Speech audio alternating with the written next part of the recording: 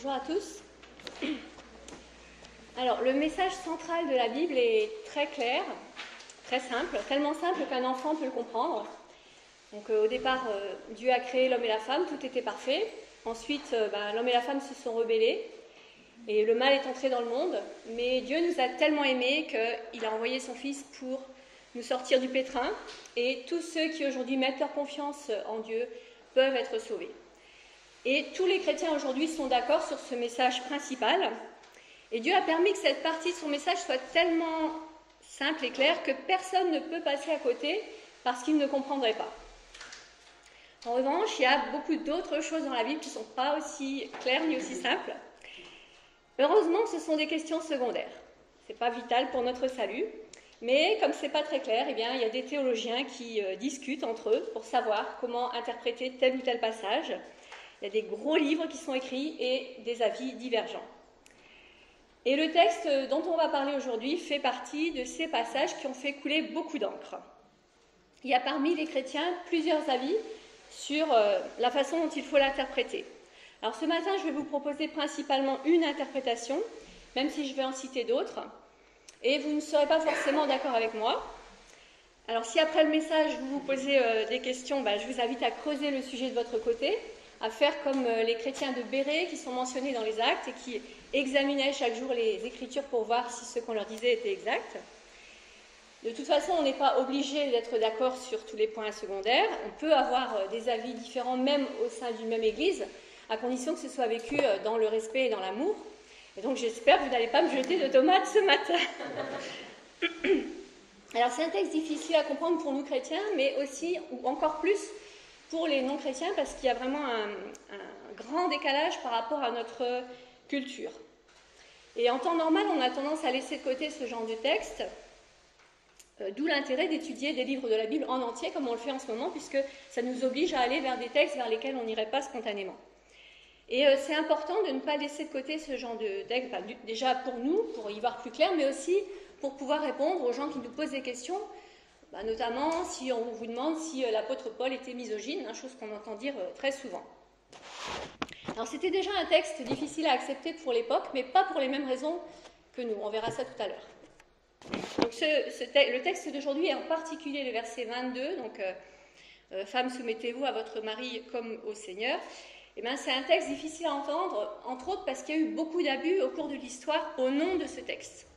En fait, il y a beaucoup d'hommes qui ont fait une mauvaise lecture de ce texte et qui ont profité de ce texte pour abuser de leur autorité, tout en se donnant bonne conscience, sous prétexte que leur conduite était en accord avec le texte biblique. Malheureusement, j'aimerais dire que c'est du passé, mais ça existe même encore aujourd'hui.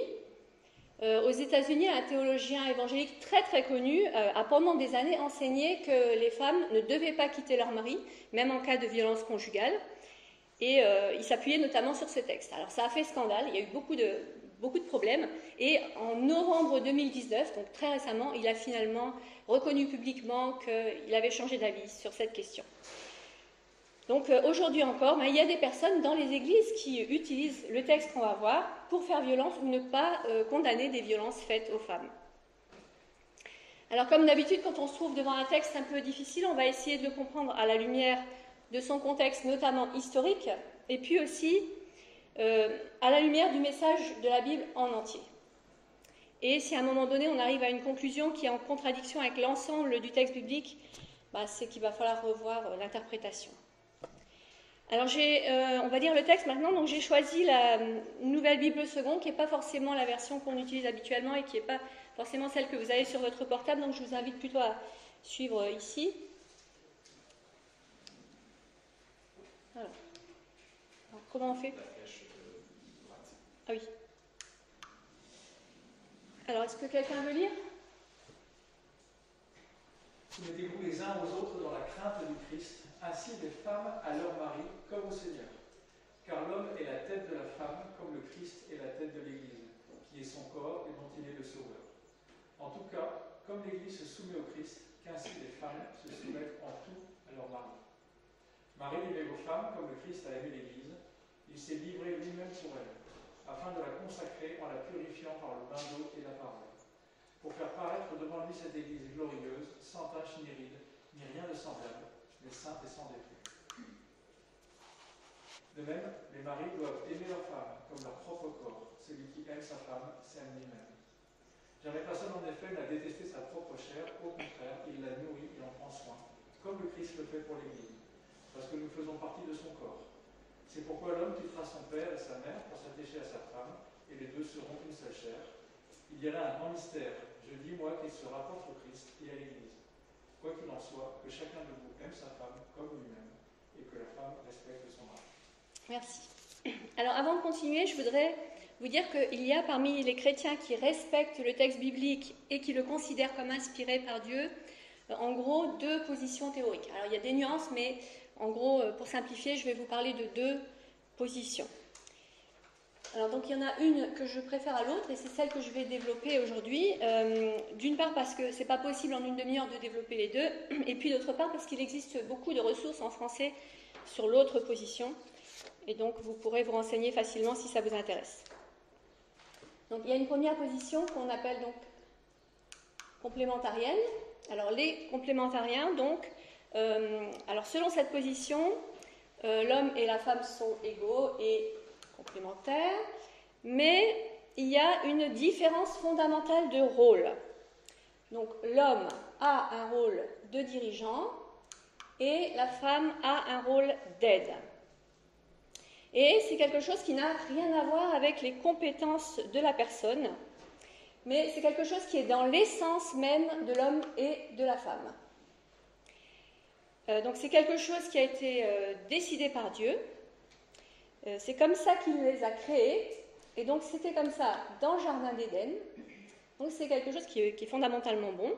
C'était comme ça dans le Jardin d'Éden avant la chute, et ce sera comme ça de toute éternité. Alors, il y a ensuite une deuxième position qui s'appelle la position égalitarienne, donc les égalitariens. Alors, eux aussi croient que l'homme et la femme sont égaux et complémentaires. Ce n'est pas remis en question, simplement ils ne mettent pas les mêmes choses derrière les mots. Par contre, le fait de diriger ou d'être dirigé n'est pas lié à l'essence de l'homme et de la femme, mais c'est lié plutôt aux compétences des individus. Donc, il n'y a pas de rôle prédéterminé en fonction du sexe. Hein, c'est les compétences des individus qui vont déterminer les rôles. Et donc, c'est quelque chose... l'idée qu'il faut un dominant et un dominé dans le couple, c'est une conséquence de la chute. Donc, c'est quelque chose qui est mauvais.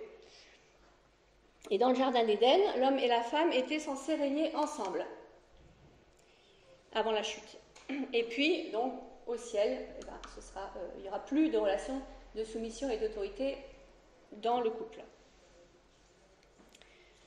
Et donc, dès aujourd'hui, il faut essayer de tendre vers cet idéal.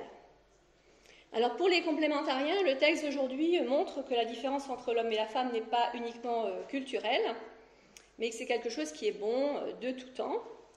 À cause de la comparaison avec Christ et l'Église, ils pensent que c'est donc fondamentalement bon, et comme la relation entre Christ et l'Église ne va pas passer, la relation entre l'homme et la femme ne va pas passer non plus. Mais justement, donc, un des nœuds du problème se trouve dans cette comparaison du couple homme-femme et Christ-Église. Dans la Bible, il y a énormément de comparaisons, de métaphores, d'images, de paraboles. En fait, Dieu, pour parler de réalité spirituelle, utilise des images pour nous aider à comprendre ce qu'il veut dire. Mais une image ne correspond jamais exactement à la réalité. C'est une image et donc il y a toujours des limites. On peut faire dire des horreurs à la Bible si on essaye d'appliquer les images littéralement. Et donc la question, ça va être de savoir jusqu'à quel point la comparaison est applicable. Et personne, même dans le camp des plus complémentariens, ne pense que l'image doit être appliquée à 100%. Par exemple, j'ai lu dans un commentaire qui parlait du verset 23. Alors, donc le verset 23 où on a dont il est le sauveur, le Christ est le sauveur de l'Église. Donc le commentaire disait, bien sûr, le mari n'est pas le sauveur de la femme. Et puis personne ne prétend non plus que le mari est parfait et que sa femme ne l'est pas, sous prétexte que Christ est parfait et que l'Église ne l'est pas. Donc vous voyez, personne n'applique la comparaison jusqu'au bout. Et en fait, plus on pense que la comparaison est forte, plus on pense qu'il y a de points communs entre Jésus, l'Église d'un côté, et l'homme et la femme de l'autre, plus on va pencher pour une explication qui n'est pas liée au contexte historique, mais qui est valable pour tous les temps et pour toutes les époques.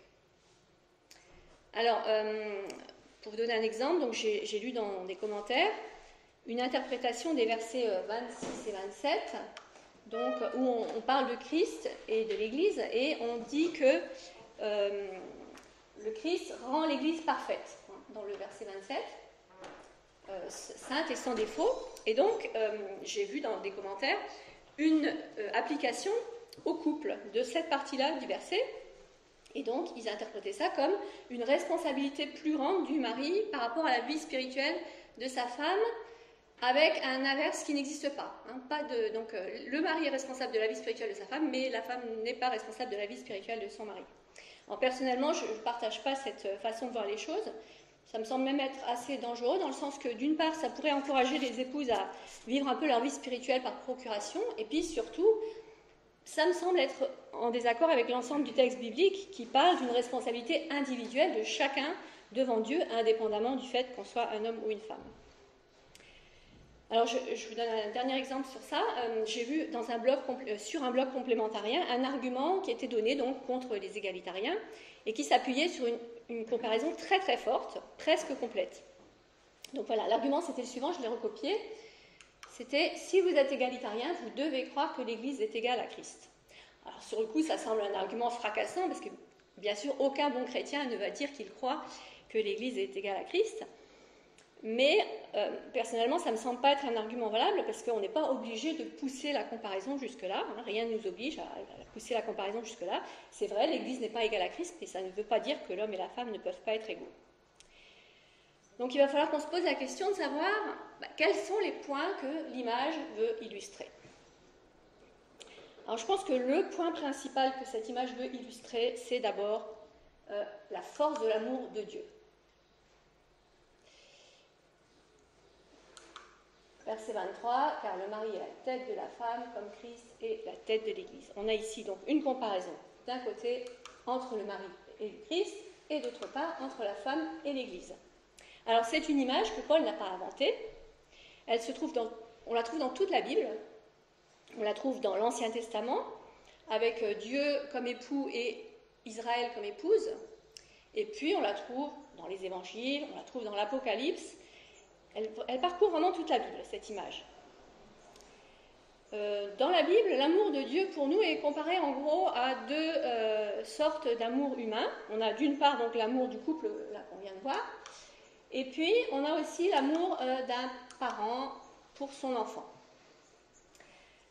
Alors il se trouve que dans la majorité des cas, il peut y avoir des exceptions, mais dans la majorité des cas, ce sont les amours les plus forts qu'on puisse connaître sur cette terre, et donc on peut penser que c'est une manière pour Dieu de nous faire comprendre la force de son amour. Alors C.S. Lewis, lui, il a eu une idée, il va jusqu'à dire que la raison pour laquelle Dieu a créé le couple, c'est pour qu'on puisse comprendre la force de son amour. Alors c'est son idée, mais je la trouve intéressante en tout cas. Et en tout cas, on peut aussi renverser l'argument, parce qu'on peut dire aussi que le fait que cette image soit utilisée, eh bien, ça montre combien le mariage doit être pris au sérieux, et ça montre combien doit être fort le lien qui unit l'homme et la femme au sein du mariage. Alors, cette image du Christ et de l'Église, elle met aussi en avant les notions d'interdépendance et d'unité.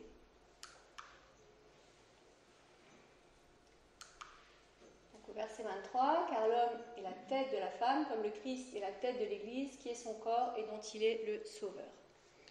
Donc, le mot tête, ici, c'est la traduction littérale du mot képhalé en grec.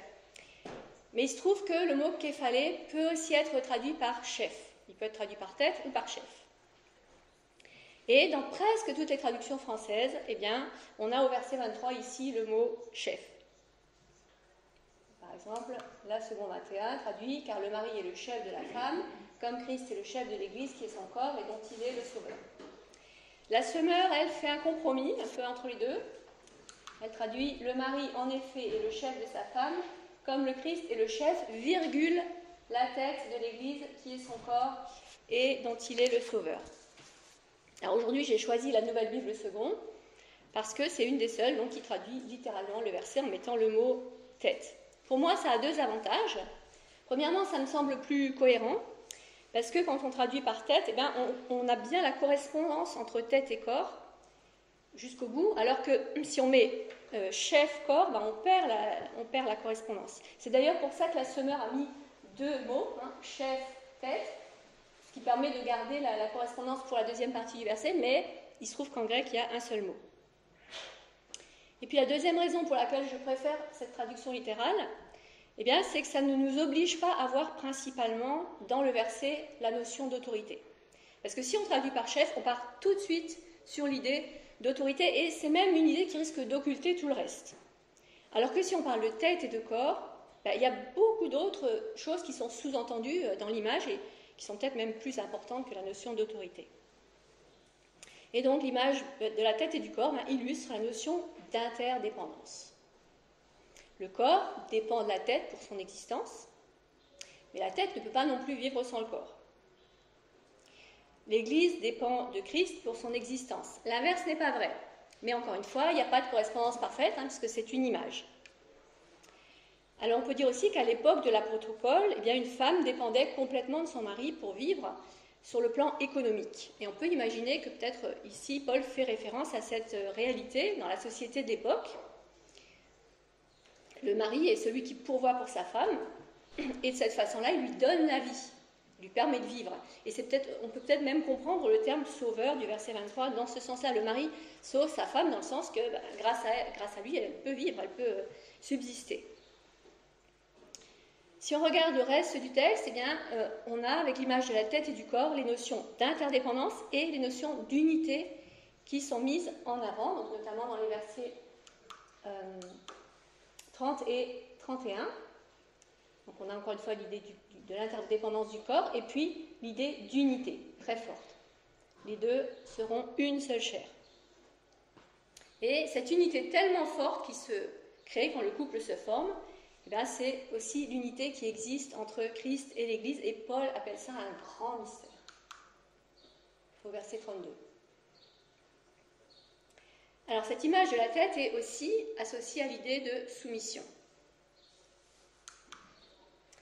Donc surtout à cause du car, on trouve au verset 23, on a un car qui indique qu'il y a un lien de cause à effet entre les deux parties, entre le verset 21, 22 et 23.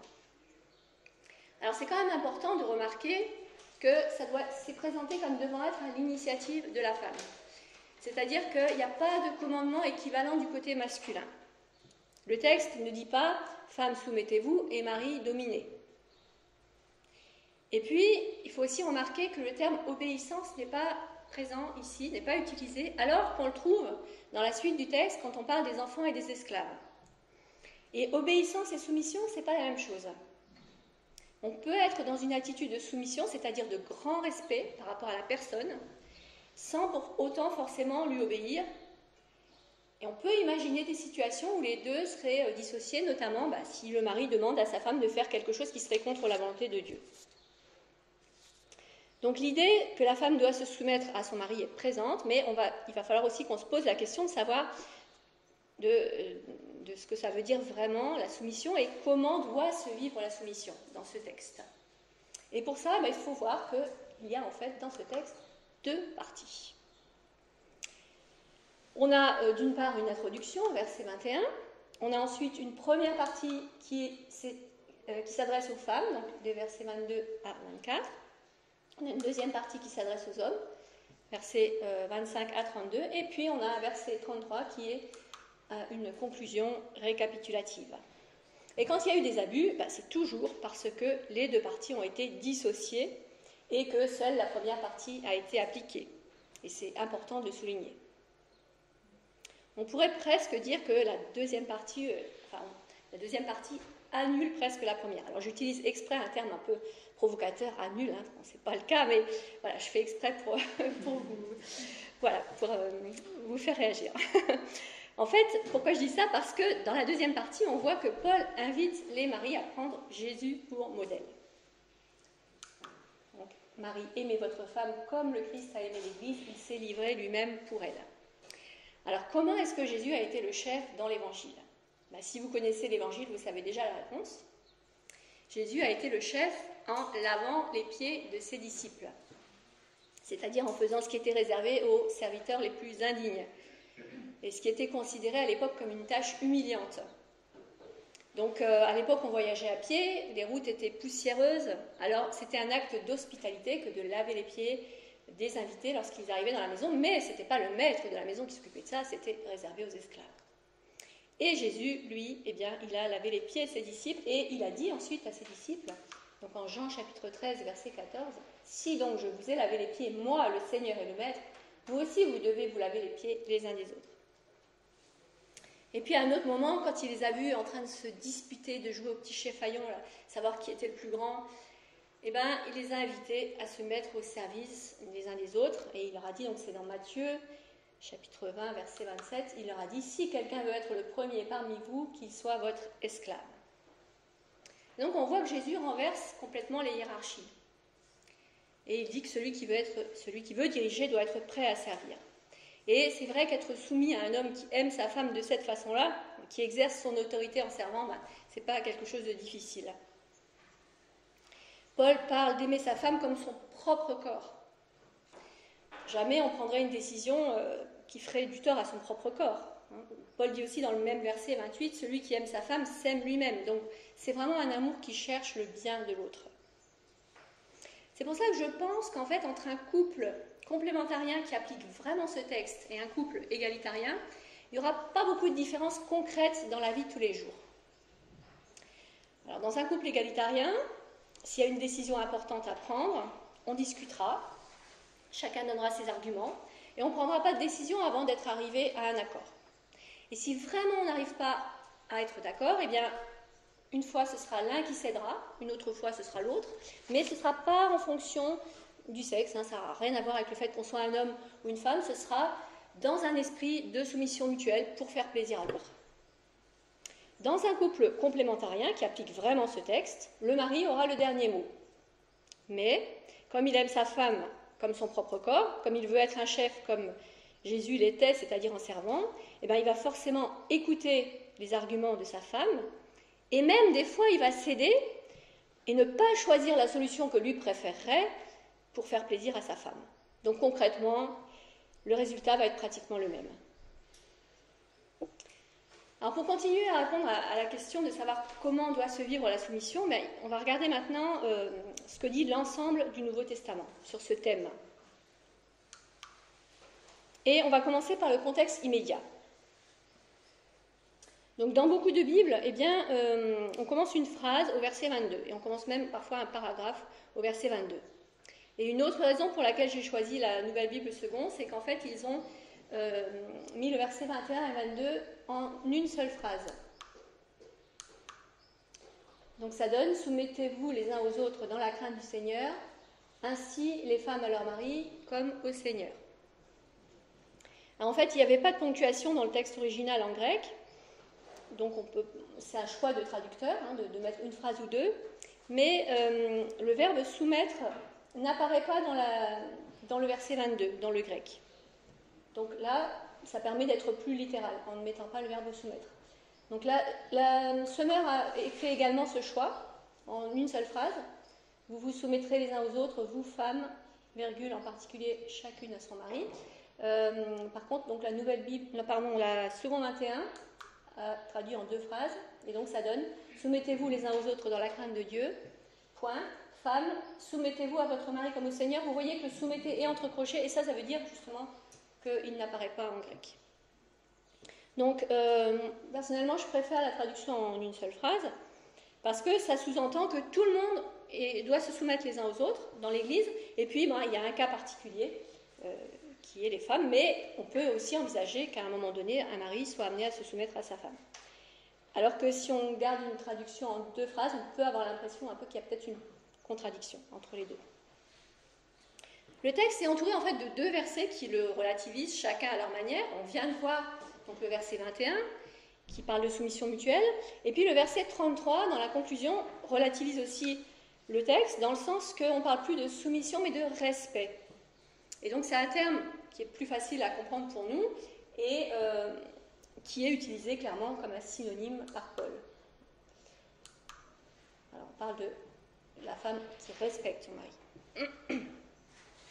Alors si on prend l'ensemble maintenant du message du Nouveau Testament, quelles sont les relations préconisées entre les chrétiens en général? Alors je vais vous citer simplement quelques textes parce qu'il y en a énormément, et le nombre de textes, je pense, indique l'importance de l'idée.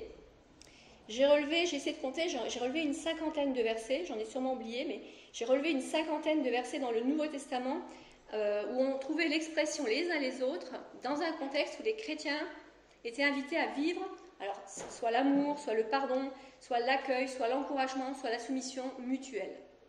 Donc c'est vraiment une idée phare dans le Nouveau Testament. Donc je vous en cite quelques-uns. Alors, par exemple, Galates, chapitre 5, verset 13. « Par amour, faites-vous plutôt esclaves les uns des autres. » Et donc certaines Bibles traduisent par serviteurs. Et donc là encore, j'ai choisi la Nouvelle Bible seconde qui traduit littéralement le mot grec, c'est bien esclave. Romains chapitre 12, verset 10. « Quant à l'affection fraternelle, soyez pleins de tendresse les uns pour les autres. Soyez les premiers à honorer les autres. » Et puis il y a Éphésiens chapitre 5, verset 2 qui est intéressant parce qu'il se trouve dans le même livre et même dans le même chapitre que le texte qu'on voit aujourd'hui, qui nous dit « Et vivez dans l'amour, tout comme le Christ aussi nous a aimés et s'est livré lui-même à Dieu pour nous, en offrande et en sacrifice comme un parfum de bonne odeur. » Et donc ça c'est intéressant parce que ça nous montre que tous les chrétiens doivent aimer de cette manière, de ce genre d'amour. Et vous voyez, c'est les mêmes termes qui sont utilisés pratiquement avec l'idée du Christ qui s'est livré lui-même, les mêmes termes qu'on trouve dans Éphésiens 5, 25. Et donc, ce genre d'amour, clairement, n'est pas réservé simplement au mari. Et donc, dans l'ensemble du Nouveau Testament, il y a énormément de textes qui parlent de soumission et d'amour mutuel, sans préciser s'il s'agit d'un homme ou d'une femme. Alors maintenant, on va parler un peu du contexte historique. Il y a certains passages dans la Bible où on trouve des commandements intemporels et on n'a pas besoin de se poser de questions pour savoir s'il faut les adapter. Aimer Dieu, aimer son prochain, pas besoin d'adaptation. Il y en a d'autres pour lesquels on doit prendre en compte la culture. On en a cité un tout à l'heure, quand Jésus a ordonné à ses disciples de laver les pieds les uns des autres. De nos jours, ça n'a plus trop de sens dans notre culture. Donc, on peut garder l'esprit du texte plutôt que la lettre. Et par exemple, je pense que quand on vient faire le ménage à l'église, c'est une façon d'appliquer ce verset, parce que c'est une tâche un peu humiliante que personne n'a envie de faire, mais c'est une façon de montrer son amour à ses frères et sœurs en les servant. Alors, tout le monde pratique cette adaptation culturelle en lisant la Bible, mais la question c'est de savoir jusqu'à quel point il faut le faire, et notamment est-ce qu'il faut le faire pour ce passage. Il y a un certain nombre de choses à l'époque qui rendaient la soumission de la femme à son mari souhaitable. Alors, est-ce que ces choses existent encore aujourd'hui ?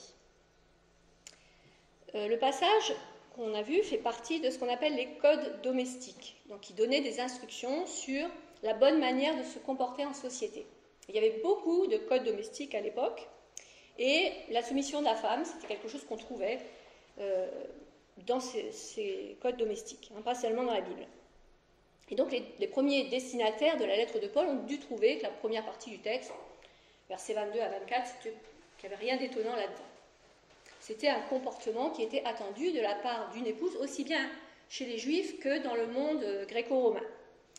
Notamment parce que les femmes étaient en général beaucoup plus jeunes que leurs maris, elles étaient moins instruites, et puis elles ne sortaient pas en général de la sphère familiale, elles ne participaient pas à la vie économique et politique, elles s'occupaient simplement des enfants et elles ne participaient pas par ailleurs à la vie de la société. Et donc le père de famille, à l'époque, le pater familias, avait une très grande autorité sur toute la maisonnée qui comprenait sa femme, ses enfants, y compris lorsqu'ils étaient devenus adultes, et ses esclaves. Et cette autorité était tellement forte qu'elle pouvait aller jusqu'au droit de vie et de mort. Donc il fallait quand même une bonne raison, c'est pas systématique comme ça, mais voilà, ça pouvait aller jusque-là. Et donc, en demandant aux femmes de se soumettre, Paul respectait ce qui se faisait dans la société qui l'entourait. Par contre, les lecteurs de l'époque ont dû tomber de leur chaise quand ils ont lu la seconde partie du texte, parce que ça, c'était vraiment du jamais vu et du jamais entendu. Déjà, le commandement d'aimer sa femme, pas quelque chose qu'on trouvait dans les codes domestiques de l'époque. Mais en plus, aimer sa femme comme Christ a aimé l'Église, il y a l'idée que, voilà, de se sacrifier pour elle, et il y a l'idée d'un amour sans condition, en fait. Et ça, c'était complètement étonnant. Alors, on peut se poser la question, pourquoi Paul a-t-il demandé aux femmes de se soumettre à leur mari? Pourquoi est-ce qu'il a fait un rappel de choses que tout le monde savait? Et puis aussi, pourquoi Paul a-t-il demandé aux femmes de se soumettre à leur mari dans ce passage-là, alors qu'ailleurs dans ses lettres, il parle de soumission mutuelle dans l'Église? Est-ce qu'il y a une contradiction? En fait, pour comprendre, il faut vraiment se remettre dans la peau des gens de l'époque et essayer de comprendre combien le message de l'Évangile qui invitait à renverser les hiérarchies était quelque chose de nouveau. C'était un message tellement révolutionnaire et tellement libérateur qu'il y a des gens certains chrétiens, et en particulier certaines femmes, ont essayé d'en profiter, d'abuser en fait de ça. Un texte comme Galates 3, 28, c'est un texte qu'on lit aujourd'hui sans sourciller. Alors c'est beau, oui, certes, mais enfin, c'est tout, ça nous semble normal. Donc Galates 3, 28, qui dit « Il n'y a plus ni juif ni grec, il n'y a plus ni esclave ni homme libre, il n'y a plus ni homme ni femme, car vous tous, vous êtes un en Jésus-Christ. » Alors à l'époque, c'était un texte qui remettait complètement en question les fondements même de la société. C'était complètement fou. Et donc, les femmes à l'époque n'étaient pas parfaites non plus, et il y en avait sûrement qui avaient envie de dominer leur mari, qui avaient envie de profiter de cette liberté nouvelle qu'on leur avait donnée. Et elles ont peut-être manqué de respect à leur mari, peut-être en public, peut-être même dans l'église. Et alors c'était un mauvais témoignage pour les gens autour. Et donc à un moment donné, Paul a été obligé de recadrer les choses et de leur demander de se calmer. À un moment donné, notre témoignage chrétien peut être gêné si on est trop en décalage par rapport à la société. Il ne s'agit jamais de faire des compromis sur le message principal, mais de s'adapter à la culture de l'époque dans laquelle on vit. Et c'est exactement ce que Paul a demandé ici aux chrétiens, aux Éphésiens de faire. Et ce qui est très ironique, c'est qu'aujourd'hui, en fait, on se trouve dans la situation exactement contraire, c'est-à-dire qu'aujourd'hui, ce texte, il est choquant pour nos contemporains, mais pour des raisons exactement inverses. Alors j'ai une dernière question. Et aujourd'hui, est-ce que malgré tout, ce texte peut nous dire encore quelque chose, même si on est dans un contexte culturel tellement différent? Est-ce qu'aujourd'hui, ça a encore du sens d'encourager les femmes à respecter leur mari et les maris à aimer leurs femmes? Alors je crois que oui, et je vais vous dire pourquoi. Alors je m'excuse d'avance, je vais parler de généralité et de tendance, et il y a plein d'exceptions. Et ce que je vais dire va être un peu simpliste, mais en même temps, je pense qu'il y a quand même du vrai. Donc voilà. Les hommes sont en règle générale plus forts physiquement que les femmes. Donc, ça leur a permis au cours de l'histoire de dominer physiquement les femmes et même de les opprimer. Mais du coup, depuis des siècles, les femmes ont compensé cette infériorité physique en développant une plus grande force psychologique. Et donc il arrive souvent que des femmes, en particulier dans des milieux où les femmes sont opprimées, mais pas seulement, se vengent de la supériorité physique de leur mari en utilisant des armes psychologiques. Par exemple, en méprisant leur mari, en le dénigrant, ouvertement ou non, en lui manquant de respect. Et parfois, la force psychologique peut même devenir plus forte que la force physique, et un certain nombre de femmes en arrivent même à dominer leur mari en utilisant la manipulation. Et une femme qui domine son mari en le manipulant par derrière, c'est pas mieux qu'un mari qui opprime sa femme physiquement. Et donc, une façon de comprendre ce verset aujourd'hui, ça pourrait être « Femme, respectez votre mari. Femme, ne méprisez pas votre mari, ni ouvertement, ni dans le secret de votre cœur. Femme, ne cherchez pas à dominer votre mari. » Alors pour ce qui concerne la partie masculine, là encore, je vais parler de généralité. Donc peut-être que vous n'êtes pas concernés, et tant mieux. D'ailleurs, je tiens à préciser que je ne parle pas de mon propre mari, mais de comportements que j'ai pu observer autour de moi. J'ai la chance d'avoir un mari qui m'aime énormément. Alors, souvent, les hommes sont prêts à faire énormément d'efforts pour gagner le cœur d'une femme. Ils peuvent se montrer très romantiques, ils sont prêts à aller sur la lune. Et puis, au bout de quelques années, quand la routine est installée, ça devient plus difficile. Les fleurs et les cadeaux disparaissent ou se font rares. Les anniversaires de mariage sont oubliés. Et puis, parfois, ils peuvent être également tenter de porter les regards ailleurs. Et puis la conséquence, c'est que la femme ne se sent plus aimée et devient amère, aigrie, voire méprisante. Et je pense qu'aujourd'hui encore, peut-être, les hommes ont peut-être davantage besoin que les femmes d'être encouragées à aimer sur le long terme, une fois que la première flamme est passée. Donc avec un amour agapé, c'est-à-dire spirituel et pas seulement éros. Et d'ailleurs, le terme agapé, c'est celui qui est employé par l'apôtre Paul dans notre texte. Alors, j'arrive à la conclusion. Je voudrais faire un résumé de tout ce que j'ai dit, parce que c'était assez dense. Donc, je voudrais reprendre les points principaux pour vous aider à retenir. Donc, d'abord, Paul emploie dans ce texte l'image du Christ et de l'Église pour parler des relations au sein du couple. Et donc, comme toute image, elle a ses limites. Donc, l'image insiste avant tout sur l'immense amour que Dieu a pour nous et insiste aussi sur le lien très fort qui existe entre l'homme et la femme au sein du mariage. Donc l'image de la tête et du corps met en avant les notions d'interdépendance et d'unité.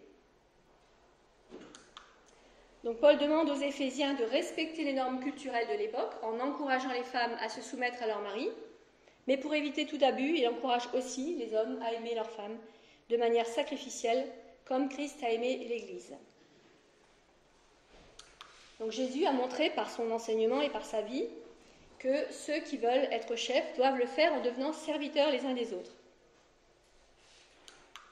Paul rappelle dans de nombreux autres passages de ses lettres que la vie d'église idéale doit être faite d'amour et de soumission mutuelle, indépendamment du fait qu'on soit un homme ou une femme, et même si on n'arrive pas encore à le vivre parfaitement aujourd'hui, c'est vers cet idéal qu'on devrait tendre.